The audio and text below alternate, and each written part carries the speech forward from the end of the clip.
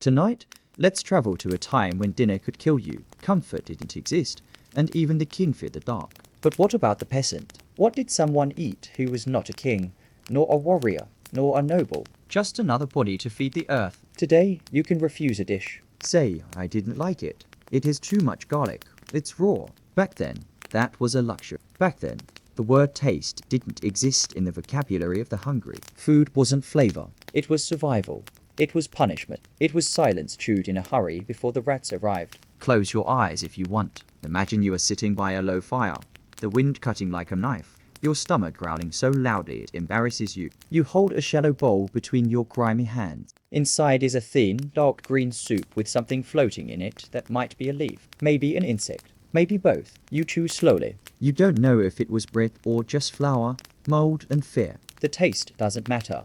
The smell doesn't matter either. What matters is swallowing before your stomach starts to hurt more than your pride. It's easy to romanticize the past. Castles, knights, banquets. But what about the lives of the forgotten? Those who never set foot in golden halls, who had no silver spoons or pewter plates. The peasants, the starving, those who ate with their hands, with their eyes downcast and their stomachs empty. Some baked bread with earth. Literally, they sifted the soil as if it were wheat. They mixed ash, bark bran, dry leaves, and pieces of ground wood. Others used sawdust, not for warmth, but for chewing. Because the emptiness in their mouths was worse than the taste of dust. There was no food security. There was only the invisible line between what could kill slowly and what killed quickly. And everyone, without exception, was in that line. Food was something that was stolen, hidden, and cried about not having. And when it was available, it was spoiled, stale, rotten, sour, infested. It was a gift wrapped in suffering. The stories tell of soups made with rainwater,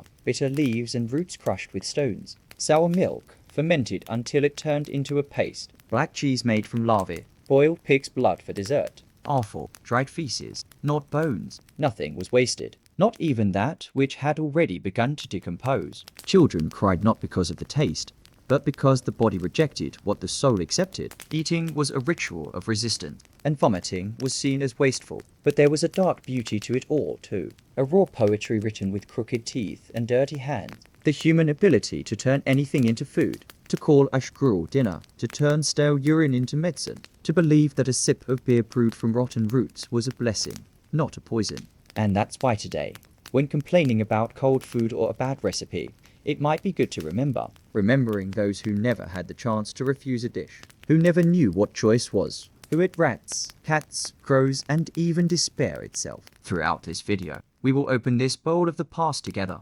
Calmly, respectfully, and with curiosity. You will smell the mud, hear the sound of a spoon hitting the empty bottom of a pot, see the worms crawling among the grains of old barley. We will visit the leftover market, the straw kitchens, the moldy breads, the questionable meats, the soulless broths, and in the end, you might feel the urge to open the fridge just to give thanks. Or to eat yesterday's rice with a little more reverence. Because what awaits us on this journey is not just revulsion, but also the understanding that hunger shapes history more than any sword. Before we move on to the first course of this indigestible meal from the past, I want to invite you to join us on this journey.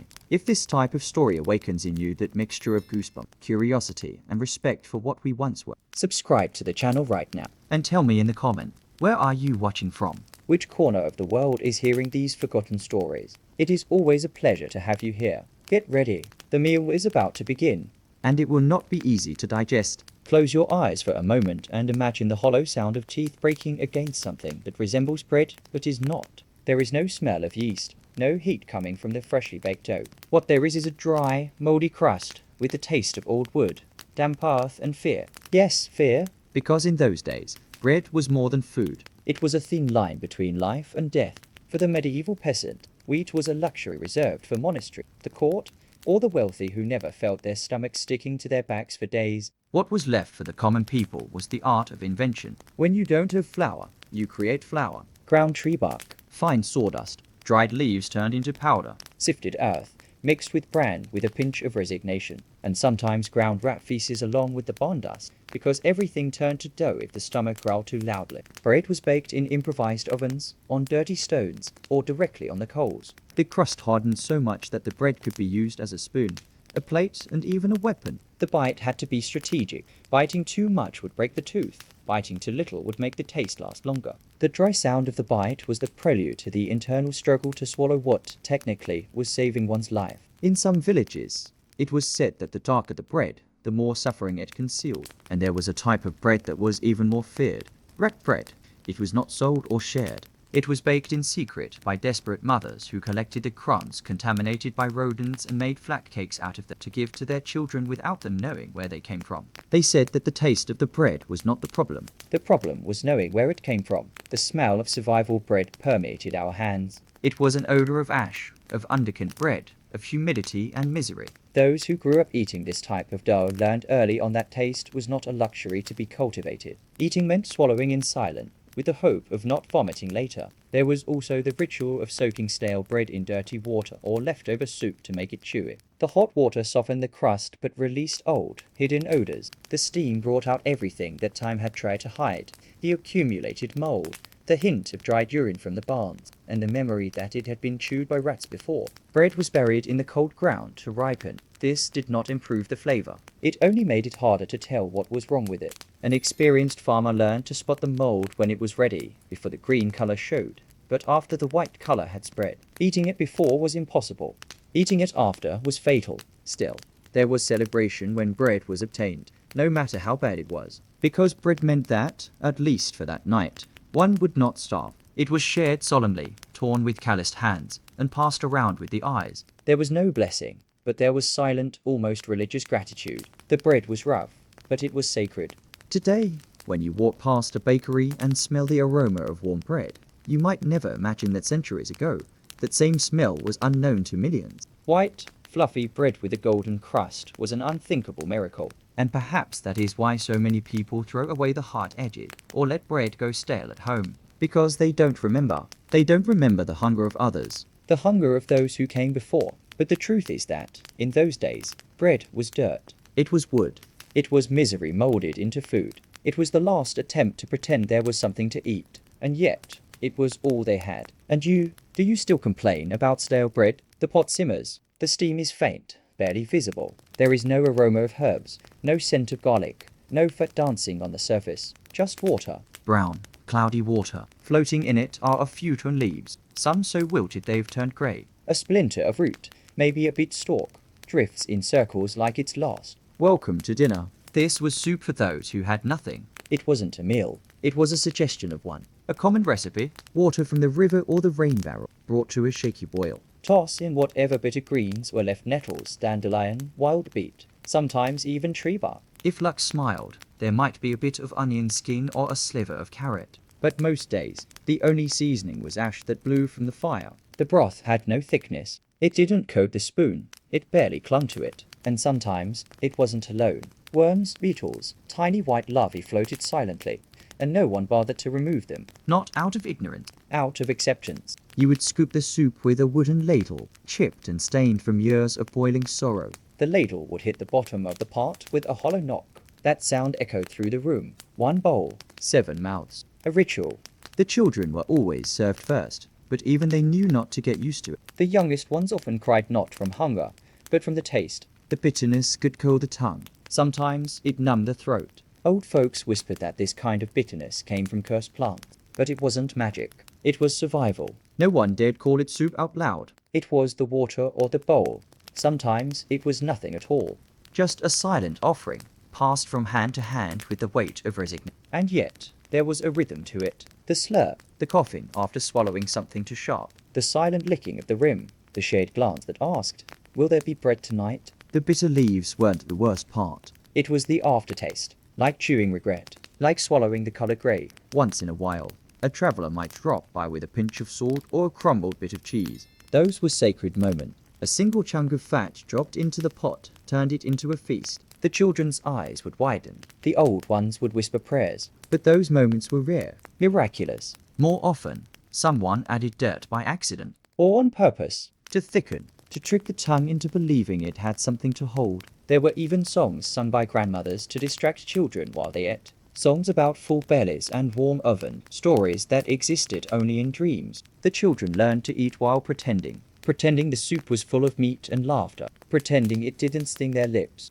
In some villages, people kept secret recipes not for flavor, but for hope. Mix nettle with dock leaf. Boil twice. Let it sit in ash for a day. It didn't taste better, but it felt like trying. Like reclaiming a shred of dignity from the edge of despair. Today, we think of soup as comfort. A bowl of chicken broth when we're sick.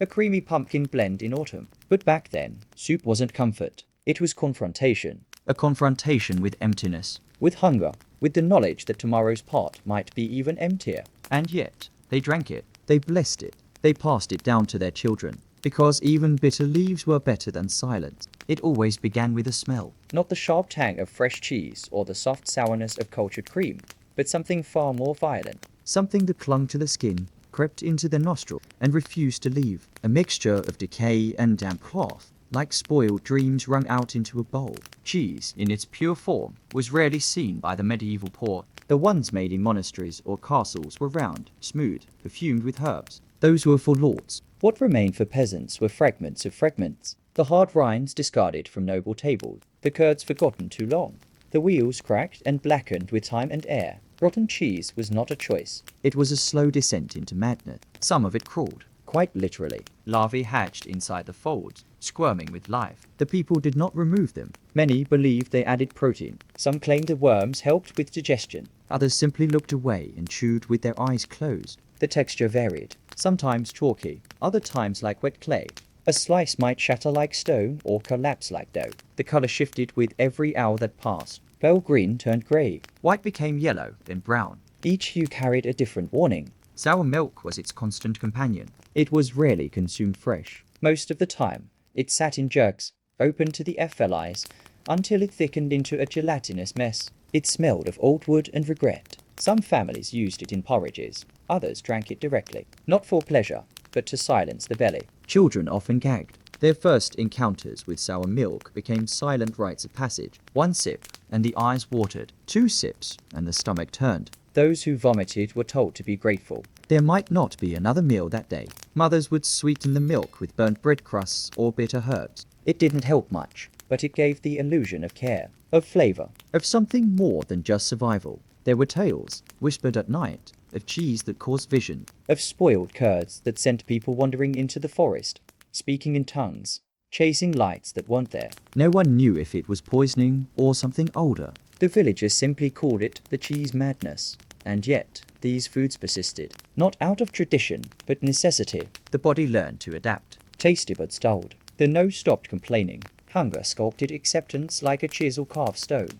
The poorest communities found ways to stretch the rot. Some scraped a mold of the top, only to find new colonies beneath. Others buried cheese in straw to slow the decay. Some washed sour milk with water, hoping to tame the acidity. Rats loved the smell. So did dogs. So did death. And still, they ate. Because what is food if not a pact between desperation and hope? A fragile agreement that says, this might make me sick, but I will live another day.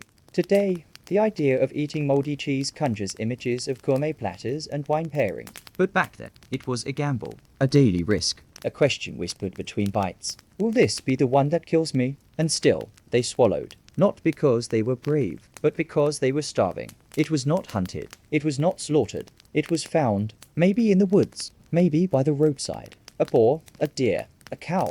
Lifeless, stiff, eyes already claimed by FLIs. No one asked how long it had been there. No one dared to. The rule was simple. If it was meat and it was not moving, it was food. Peasants approached with quiet urgency. A group of men would carry the carcass back to the village like a stolen treasure. Women would whisper prayers. Children would watch with eyes wide, not out of fear, but hunger. It was a rare day when something so large, so full of flesh, entered their world. The smell was always the first warning.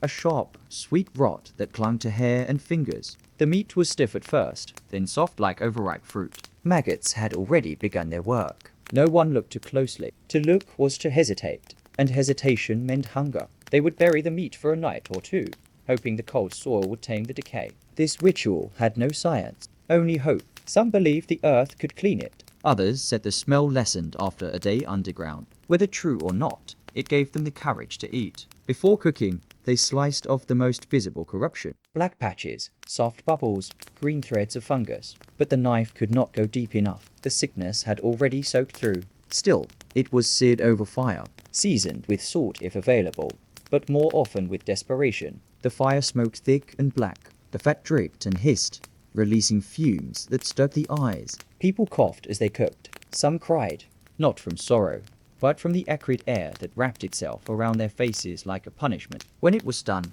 or seemed done, they sat in silence and chewed. The taste was not of meat. It was of memory. It was a reminder of what the world had denied them. There was no pleasure, no satisfaction, only a dull pressure in the stomach and a silent prayer that it would stay down. Sometimes it didn't. There are accounts of entire households falling sick after such meals. Children curled on the ground, clutching their bellies. Elders vomiting in the corners of the hut. Some recovered, some did not. Death came slow, hidden in the folds of muscle and sinew. Still, they did it again, and again, and again. Meat was power, even dead, even rotting. It was a symbol of strength, a rare protein in a world of leaves and bark, a flicker of richness in an ocean of emptiness. And besides, there was always the story of someone who survived. A man who ate half a goat that had been dead for 2 days and felt no ill effect. A woman who claimed that cooking meat with wild garlic protected the body. A child who chewed maggoty pork and called it sweet. They told these stories not to deceive, but to endure. Every tale was armor against the truth. Today, we throw away meat if it smells even slightly off. We check labels. We watch expiration dates. But they had no such luxury. Their expiration date was written in blood and dirt. There is something primal about chewing flesh that might kill you. A test of will, a scream against the void, a bite into chaos. And yet, for them, it was life. Life at its most fragile, most absurd, most human. So they ate, not because they were monsters, not because they enjoyed it, but because the alternative was silence. And silence did not feed a child. There was a time when what the noble threw away became the feast of the forgotten. After the Lord's table was cleared, and the hounds had been fed the best scraps, what remained was a pile of parts. Wet, slippery, unrecognizable. Intestines, kidneys, stomachs, bits of gristle that no blade had touched. This was the inheritance of the poor. They did not call it waste. They called it survival. First came the cleaning, a ritual of filth. The intestines were turned inside out and scraped clean with fingers and bits of wood. They were soaked in cold water, then in urine warmed by the morning sun. Some said the ammonia helped. Others simply followed the practice without question. It had always been done that way. The smell was beyond language, a thick, almost physical presence, the kind that clings to skin, hair, memory. Children were kept away from the process, not out of protection, but because the gagging made it harder to finish the job.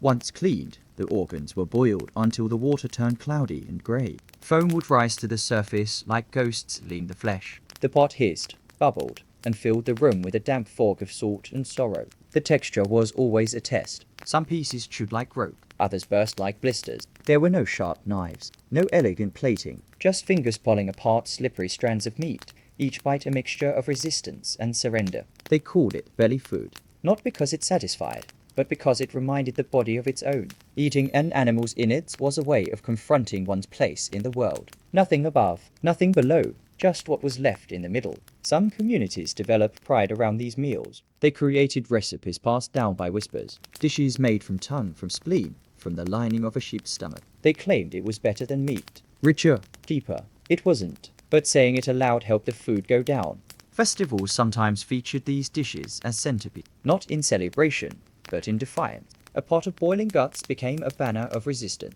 The smell traveled through the air, across the fields, into the lungs of those who had forgotten what hunger really meant. In some cases, the organs were dried, left in the sun until they became leather, then rehydrated with broth or wine if someone had stolen it. The taste never improved. It simply changed shape, from foul to fermented, from chewy to crumbly. But always, it returned to the mouth like a memory you couldn't spit out. Modern chefs now call this nose-to-tail cooking. They serve it with sauces and stories. But the peasants did not have sauces. Only soot and blood and desperation. And still, there was something sacred in the act. To eat what others refused was to reclaim dignity. To say, you will not waste what we still need. It was never about enjoying the meal. It was about finishing it. About feeding the child crying in the corner. About feeding yourself without looking down. About facing the meat that no one wanted and finding a reason to chew. Because in a world built to starve you, chewing became a form of protest. It was not quite food, and not quite memory. It sat in a bowl like regret, thick and silent, steaming only because the fire beneath it refused to die. A grey sludge, neither solid nor liquid, made from what the wind could not carry away. Ash and bran, that was the base. Ash from last night's fire, scraped from the bottom of the hearth. Bran swept from the corners of storage bins, too coarse for bread, too dirty for beasts. These were the ingredients of morning. They mixed the two with boiling water and stirred until the spoon stood upright on its own. There was no sweetness, no salt, only weight. A dense, unyielding paste that clung to the roof of the mouth and scratched down the throat like sandpaper. Sometimes the ash still held bits of wood, sometimes a cinder, sometimes a fleck of something darker that no one wanted to name. But it was warm. That was enough. Children were fed this first, not because it was nourishing, but because it stopped their crying. The gruel filled their bellies like cement. They slept with full stomachs and woke with mouths dry and lips cracked. No one asked for seconds. The texture was wrong. It never settled. It moved like mud, then hardened like clay. You could chew it, but it would not break. You could swallow it, but it would not leave. It sat heavy in the gut, like a stone you had swallowed out of spite. Old men joked that it cleaned the inside, that it swept hunger from the belly like a broom. The truth was uglier. It often led to stomach cramps, blood in the stool, and teeth worn down from grinding grit between molars. Still, it was eaten. Revered even. In the absence of bread, gruel became bread. In the absence of meat, it became feast. The imagination had to work harder than the fire. Mothers whispered stories into their children's ears as they ate. Stories of kings who once did the same. Stories of travelers who survived winters on nothing but ash. It wasn't history. It was anesthesia. In some villages, sand would accidentally mix with the bran. Other times, it was added on purpose. The grainy texture was said to activate the body. No one explained what that meant, but the elders believed in it. And belief, in those times, was as nourishing as food. There were ways to alter the gruel. Some boiled nettle water to blend into the mix. Others added moss or boiled bark. A lucky family might scrape marrow from a bone and stir it in, watching it vanish without a trace. The spoon scraped the bottom of the bowl. That sound, that hollow clink, echoed across huts like a morning prayer. It meant the bowl was empty. It meant nothing was wasted. The metaphor came later. Ash and bran, remnants of fire and grain. Two things that once held life, now reduced to dust. The poet ghost.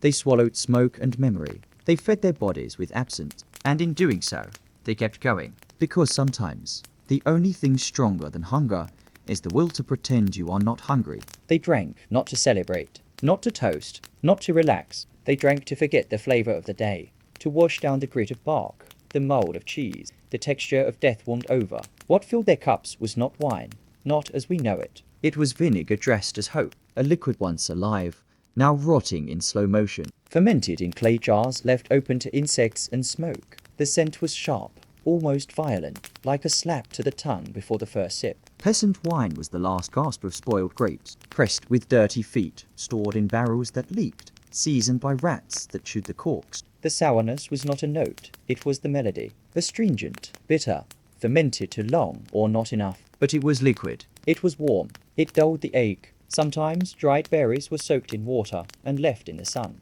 Days later, the result was neither juice nor alcohol. It was something in between. Something that burned the throat and clouded the mind. The older villagers drank it in silence. The younger ones laughed until they cried or vomited or both. And then there was beer. Forget frothy mugs and golden lagers. Forget taverns and cheerful clinks of glass. Medieval peasant beer was a shadow. A brew made from roots, mouldy barley, and water from the same stream where pigs bathed and bodies sometimes floated. It was thick, cloudy, and unpredictable. Some batches fizzed, others foamed. Some exploded in the jug if touched too soon. The color ranged from yellow-brown to swamp green. No one knew what made it work. They just knew it helped numb the hunger. Harps were rare. Clean water even more so. The bitterness came from herbs found in nearby fields. Wild thyme, nettles, Wormwood, not for taste, but for survival. Some of these herbs acted as mild sedative. Others triggered visions. They called it field brew or mud beer. Sometimes it sparkled with bits of ash. Other times it contained worms. No one strained it. To strain was to waste. And waste was a sin. Alcohol, even bad alcohol, was a blessing. It made the walls look softer. It slowed the pain in the joints. It quieted the child who had not eaten in 2 days. Some drank before meals to dull the taste of what was coming. Others drank after, to forget what they had swallowed. At festivals, if there were any, the beer was shared in clay bowls passed from hand to hand. The rim was greasy. The liquid, warm, No one cared. The joy was not in the drink, but in the silence between sips. There were stories of men who drank themselves into fevers, women who saw angels in the steam rising from the mug, children who sipped and slept for hours, motionless, as if the drink had taken them somewhere kinder. But the morning always returned, with its headaches, its dry mouths, its same old gruel waiting in a cracked bowl. And yet, they drank again, because drinking was not just escape. It was rebellion. It was communion with others in pain. It was saying, aloud or not, that the world could not take everything. Not the fire in the throat, Not the warmth in the belly, not the brief moment when everything slowed down and the hunger sat in the corner, watching, quiet for once. they drank to forget. But also to remember that they were still alive. It steamed in the pot like any soup, bubbled like broth, but it was thicker, darker, More silent. a liquid that did not welcome you. It stared back. Fresh blood, still warm from the slaughter, collected in wooden bowls, stirred with sticks to prevent clotting. Some added a pinch of salt if they had it. Others stirred faster, as if speed could prevent the inevitable. Boiled blood was more than food. It was a confession. That nothing could be wasted, that even the essence of life, drained from an animal's throat, must be consumed. The process was quick. The blood had to be heated before it congealed. As it simmered, it thickened into a dark pudding, sticky and heavy. Sometimes it was poured into old cloth sacks to firm up, then sliced. Other times it was spooned directly from the pot, still trembling. The taste, Iron and earth. warm and metallic, sweet in the way rust is sweet. It coated the tongue. It lingered in the throat. It stained the teeth. Children were fed small portions, often as a treat, a delicacy. A dessert. They did not understand. They only knew it was warm and different. Mothers smiled as they served it. But their eyes stayed cold, detached. The smell filled the home. Not the smell of food, but of something deeper, a primal scent, like wet soil after a storm. Like a battlefield without bodies. Some added herbs, garlic, if they had it, wild onion, nettles. But the blood always dominated. It swallowed other flavors. It demanded the full attention of every sense. On cold nights, it was comfort. On starving days, it was medicine. People believed blood had strength in it. That drinking it brought warmth to the limbs, that it healed, that it protected. There were rituals. In certain regions, the first blood of the season was shared in silence. No laughter, no talk. Just the sound of spoons scraping bowls and fires crackling low. The blood was sacred, not because it was holy, but because it had come from something that once breathed. And sometimes it was all there was. No bread, No root, no leaf. just a bowl of blood, cooked to solid, eaten slowly, gratefully. With shame pushed to the edge of thought. Those who refused to eat it were whispered about, called weak, arrogant. Distant from suffering. Because those who suffered knew. Blood was food. Blood was survival. In rare moments, blood was hidden in dough. Used to darken porridge. To enrich soup. But everyone knew. The taste was unmistakable. Some remembered the first time they tried it. The heat, the shock, the feeling that they were doing something ancient. Something older than words. Like stepping into the shadow of a forgotten god. Today, blood sausage is served in fine restaurants, decorated with greens, paired with wine. But back then, it came with no garnish. No applause. Only a flicker of warmth in the belly and a quiet hope that it would not turn the stomach. Because blood, in its purest form, is not meant to be eaten. It is meant to be carried, pumped, protected. But in a world where hunger ruled, even that rule was broken. They boiled it, Ate it, swallowed the heat of another being. and called it a meal. They were not served on silver trays. No spices, no sauces. They were not hunted, nor praised. They simply appeared, crawling inside sacks of grain. Hiding in crusts of bread, floating in pods left uncovered. Insects were part of the meal. Not by design, but by inevitability. When a family opened their stores in the early morning light, they knew what they would find. Larvae nesting between kernels of barley. Tiny beetles clinging to the inside of flour sacks. A film of moths coating the top of stored oats. Some tried to separate them. Most did not bother. Picking out every insect meant losing half the food. It meant hunger. And so, they stirred. They cooked. They swallowed. Sometimes the insects were discovered too late. A soup already boiling. A loaf already baking. The bugs cooked with everything else, their shapes dissolving into the mix. No one screamed. No one complained. They ate and pretended not to notice the crunch. Children asked questions. What was that? Why does it move? Parents replied with silence or with stories. Tales of warriors who grew strong from beetle broth. Of old men who credited their long life to the tiny creatures that lived in their porridge. In some regions, people began to believe it. That bugs held power. That ants were full of heat. that moths could mend the stomach. They whispered these beliefs over meals, half-truths meant to soothe the gag reflex. A few even began to collect insects on purpose. Roasted grasshoppers, ground up mealworms. They were dried over fire, mashed into powder, stirred into dough. It was not out of taste. It was out of logic. Bugs were everywhere. Why not use them? But the truth is, most did not choose. Most simply gave up the fight. The texture was the worst part. Soft on the outside, with a sudden pop. Legs that caught between the teeth. Wings that clung to the tongue. The aftertaste was earthy, bitter, slightly metallic. The kind of flavor that made the stomach tighten and the throat close a little. Some tried to drown it with beer. Others swallowed fast, eyes closed, heart quiet. There were moments of humor. Children daring each other to bite a beetle. Elders laughing at their own disgust. But mostly there was resignation. Insects were part of the landscape, part of the pantry, part of the body. And yet, in the strangest way, there was a kind of reverence. Not for the bugs themselves, but for what they represented. Endurance. Adaptation. The unwilling gift of one form of life to another. Today, eating insects is seen as futuristic, eco-conscious, trendy. But for the medieval poor, it was none of these things. It was a compromise, a necessity. An invisible thread in the fabric of their daily surrender to hunger. They did not feast on insects. They endured them. They shared the table with them, sometimes quite literally. And in doing so, they redefined what it meant to be fed. Not every drink was meant to quench thirst. Some were meant to deceive the body. Others to punish it. But a few were meant to heal, or at least pretend to. In a world where medicine was rare and hunger was common, the line between food and cure began to blur. The body cried out, and the poor responded with whatever they could find. Dirt, ash, roots, and sometimes their own waste. Urine was one of the oldest and strangest elixirs. It was collected in clay jars, stored in dark corners, and left to ferment until the smell turned violent. Some believed that aged urine had power. It could clean wounds. It could soften leather. It could purge sickness. But more than anything, it could be swallowed. People drank it in small doses, mixed with wine or water, warmed slightly by the fire. Not for pleasure, never for pleasure, but as a ritual of desperation. Some said it cured fever. Others believed it chased away spirits. No one agreed on the reason. They only agreed on the taste. Sharp, sour, ancient. Charcoal came next. Burnt wood scraped from the bottom of the hearth. Ground into powder. Mixed into drinks or pastes. It was said to pull poison from the belly. To calm the storm inside. When someone ate meat to old or bread to green with mold, charcoal was given like a shield. The taste was dusty.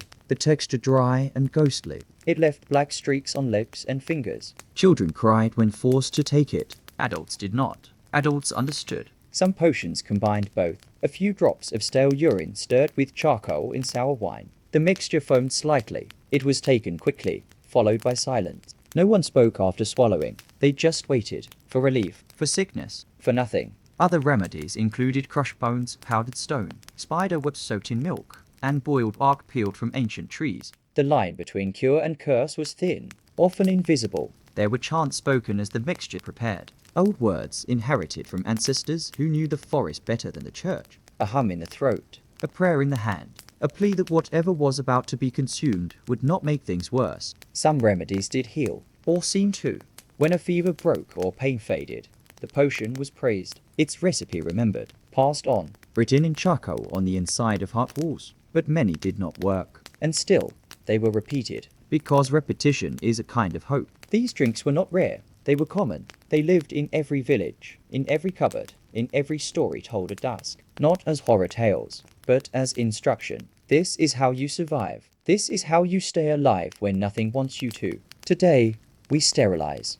We sanitize. We question. But back then, they trusted the old ways because they had nothing else. No doctor, no pharmacy. Only instinct and earth. And when the body cried out, they answered. Not with comfort, but with whatever was within reach. Even if it smelled like death. Even if it tasted like fire. Because sometimes healing is not about taste. It is about will. And they had plenty of that. There are meals that speak, and then there are meals that whisper, hoping not to be heard. When the hunger had lasted too long, and the fields offered nothing but frost, the village became quiet in a different way. Eyes lowered, doors stayed shut. The pot on the fire did not bubble with pride, but with shame. Cats disappeared first, not the feral ones. The ones with name, the ones that slept beside children, curled in straw, purring softly against cold feet. One day they were pets, the next they were meat.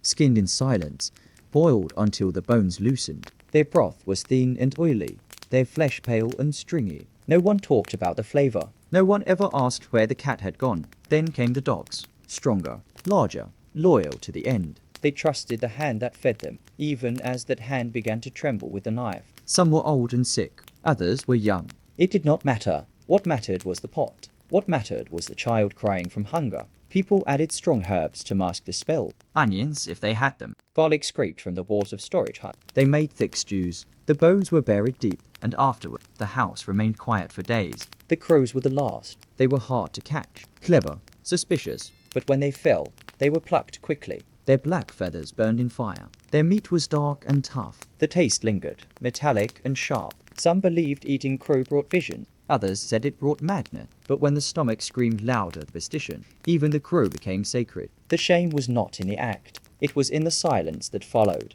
Neighbors did not speak of what they saw hanging behind huts. Children were taught not to ask. Elders turned their faces away. Meals were eaten with eyes closed, heads bowed. No prayers were said. There were whispers, though, That those who ate their animals would suffer in dreams. that the spirits of the pets would wander the home, that the meat left stains the soul could not wash. Still, the pot boiled. Still, the bowls were filled. In some places, these animals were skinned and chopped with the care given to lamb or chicken. Not out of respect, but out of necessity. The ritual had to feel normal. The meal had to feel like food, because if you admitted what you were eating, it might break you. There were stories of children who refused to eat, who recognized the taste, who cried into their spoons. But hunger erases memory. After enough nights, even grief begins to taste like something you can swallow. Some kept bones in secret corners as a kind of penance. Others never spoke of it again. And yet, there was always the same ending. The fire would burn low. The pot would be emptied. The belly would be warm for a while.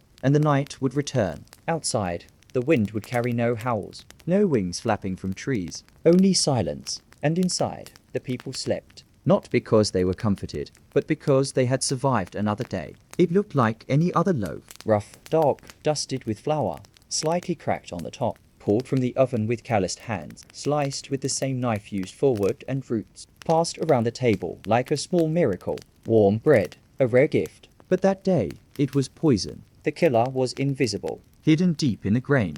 A fungus that thrived in damp storage, in forgotten corners of barns, in sacks tied with moldy rope. It was called ergot, and it changed everything. Those who ate the bread did not know they were being hunted from the inside. It started with a tingling, a strange heat in the limbs. Fingers went numb, lips trembled. Then came the pain, like needles pushing through the bones. Like fire beneath the skin. Some screamed, others laughed, as if drunk. Children cried without knowing why.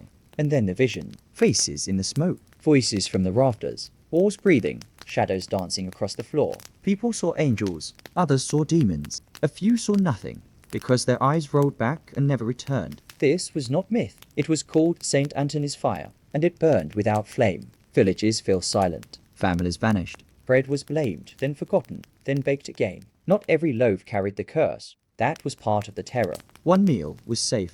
The next could twist your body into knots, steal your speech, turn your blood cold. There was no way to tell. No smell. No warning. Only time. Some said the bread was cursed by witches. Others blamed sin. But the truth lay in the fields, in the rye damp from too much rain, in the haste of harvest, in the hunger that demanded speed over care. The sick were carried to churches, moaning and sweating, limbs blackening like wood in a dying fire. Priests prayed. Herbs were burned.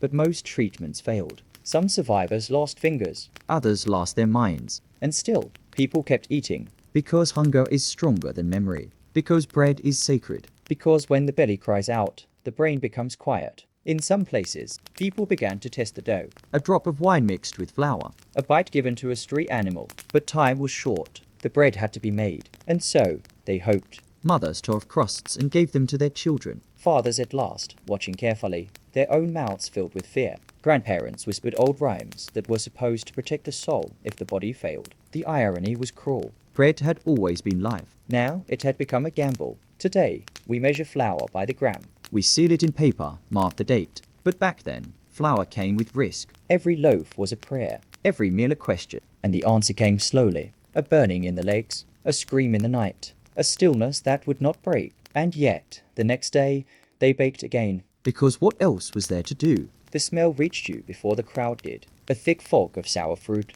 spoiled meat, and sweat baking beneath the sun. The medieval market was not the colourful place of painted stalls and cheerful bartering. It was a battlefield of scent and survival. Here, the poor came not to shop but to scavenge. Rotten cabbages collapsed in baskets, their leaves black and curling inward like clenched fists. Apples with wormholes and soft bruises lay in piles, sold by weight or sympathy. Sellers sorted away ephalies with branches, as if that could undo the hours of exposure. You bargained not with coin, but with courage. A mother picked up a fish with one hand, lifted it to her nose, and winced. She did not put it down. She asked for half price. The fish was already turning.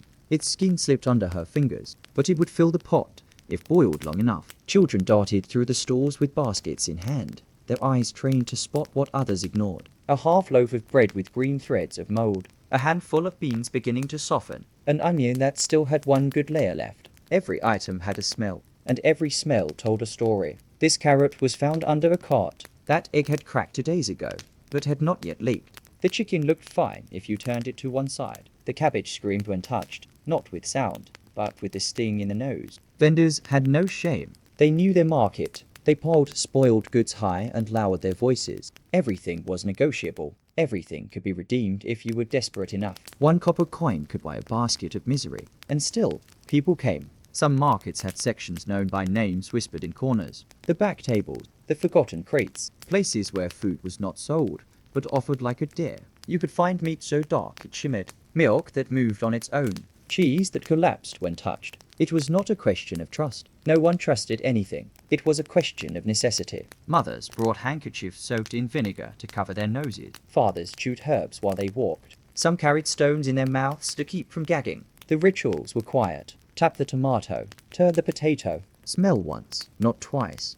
Never ask how old. Always ask how cheap. And yet, there was a strange beauty in the chaos. Laughter still echoed between stalls. Children still played with broken scales and tossed pebbles at dogs. Life went on, even among the rot. Because it had to. There was no shame in buying the worst of the worst. Only strategy. Only instinct. Only the need to return home with something. Anything. Today, we throw away bananas with a spot. We discard bread with a smudge. But once, everything was negotiable. Even decay. Especially decay. Because for those who had nothing, rot was not the end of food. It was the beginning. It looked beautiful. A bowl carved from wood, polished with lard until it gleamed. Inside, a thick stew, dark and steaming. Herbs floating like emerald ribbons. Bits of meat visible just beneath the surface. A feast at last. But looks lied. What the eye believed, the mouth often betrayed. That stew was mostly water, coloured with soot. The herbs were weeds, chosen for their smell, rather than their taste. The meat was gristle or worse, bone fragments boiled until they broke into shards.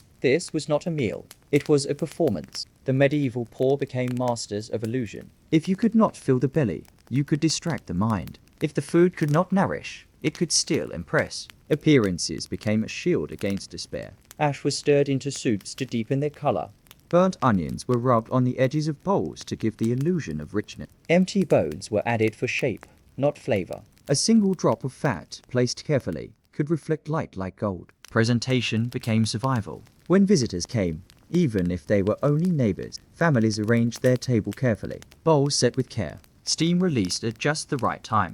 Dried herbs tied with string to hang nearby, scenting the air with a hint of luxury. And the taste. It did not matter. Not at first. The guests would sip and nod, pretending they felt warmth, pretending they tasted garlic or pepper. It was an act of kindness, shared by those who understood the rules of hunger. Some mothers taught their children to eat slowly, to chew longer than needed, to close their eyes and imagine more. More salt, more fat, more meat. The imagination became a seasoning of its own. In some homes, food was painted, literally. Boiled roots were coloured with charcoal or crushed berries to make them appear different. A grey paste could become yellow with ground flowers. A stale crust of bread dipped in broth became soft, glowing with a shine of oil that was never there. And yet, the stomach always knew the truth. After the bowl was empty, the silence returned. The walls breathed cold. The fire dimmed. The body asked questions the mouth could not answer. Still, the performance continued, because in a world without comfort, illusion was a form of care.